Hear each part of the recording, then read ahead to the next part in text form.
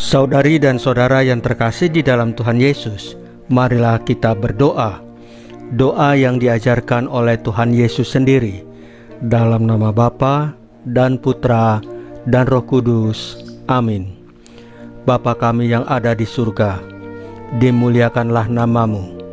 Datanglah kerajaanmu, dan jadilah kehendak-Mu di atas bumi seperti di dalam surga. Berilah kami rejeki pada hari ini, dan ampunilah kesalahan kami, seperti kami pun mengampuni yang bersalah kepada kami.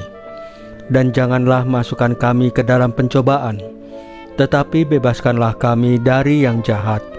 Ya Roh Kudus, hadirlah saat ini untuk memimpin dan membimbing kami dalam membaca firman Tuhan Yesus dan merenungkannya, sehingga kami dapat mengerti maknanya dan dapat kami laksanakan dalam hidup kami sehari-hari di tengah masyarakat kami. Pembacaan Injil Lukas bab 9 ayat 18 sampai dengan ayat 22. Anak manusia harus menanggung banyak penderitaan. Pada suatu ketika Yesus sedang berdoa seorang diri. Maka datanglah murid-muridnya kepadanya. Yesus lalu bertanya kepada mereka, "Kata orang banyak, siapakah aku ini?" Mereka menjawab, "Yohanes Pembaptis. Ada juga yang mengatakan Elia. Ada pula yang mengatakan salah seorang dari nabi zaman dahulu tengah bangkit." Yesus bertanya lagi, "Menurut kalian siapakah aku ini?" Jawab Petrus, "Engkaulah Kristus dari Allah." Dengan keras Yesus melarang mereka memberitahukan hal itu kepada siapapun. Ia lalu berkata, "Anak manusia harus menanggung banyak penderitaan dan ditolak oleh para tua-tua, oleh para imam kepala dan para ahli Taurat, lalu dibunuh dan dibangkitkan pada hari ketiga." Demikianlah sabda Tuhan. Terpujilah Kristus.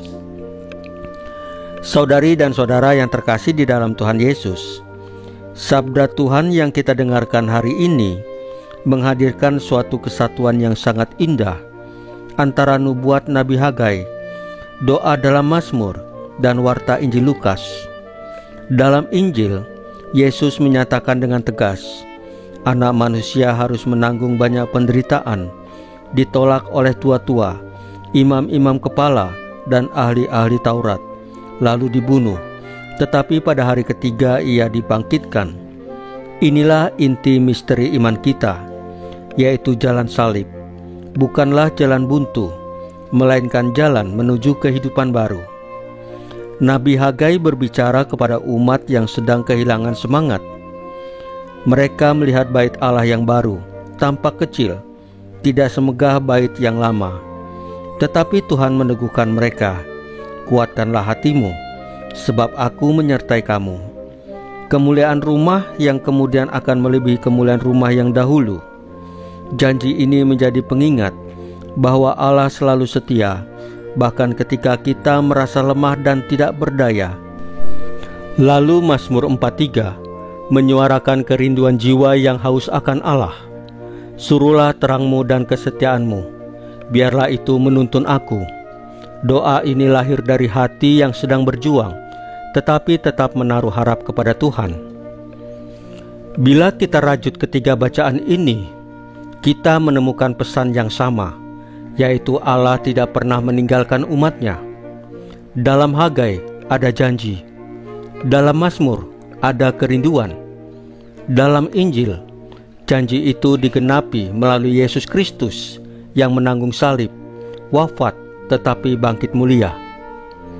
Pesan ini sangat relevan bagi kita di tengah masyarakat. Kita sering merasa hidup ini berat.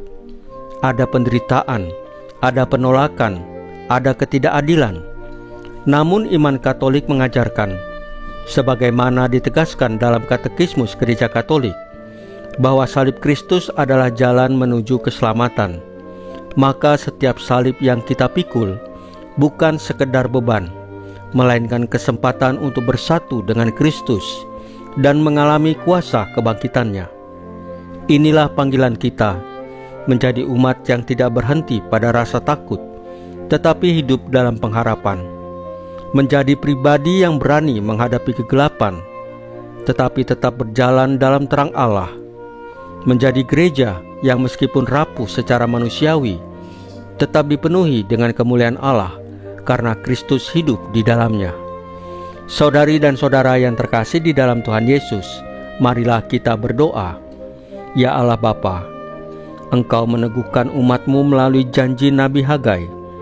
Engkau menghibur hati kami melalui seruan Mazmur, dan Engkau menggenapinya dalam kebangkitan Putra-Mu Yesus Kristus. Kuatkanlah kami agar tidak goyah ketika menanggung salib hidup ini. Ajarilah kami untuk selalu berharap pada terang dan kesetiaan-Mu. Salam Maria, penuh rahmat, Tuhan sertamu. Terpujilah engkau di antara wanita, dan terpujilah buah tubuhmu Yesus. Santa Maria Bunda Allah, doakanlah kami yang berdosa ini, sekarang dan waktu kami mati. Ya Tuhan Yesus, tambahkanlah iman kami hanya kepadamu saja, karena hanya Engkaulah Tuhan dan Juru Selamat kami satu-satunya, tidak ada yang lain. Dalam nama Bapa dan Putra dan Roh Kudus. Amin. Saudari dan saudara yang terkasih di dalam Tuhan Yesus, bacaan firman dan renungan hari ini sudah selesai. Tuhan Yesus memberkati kita semua.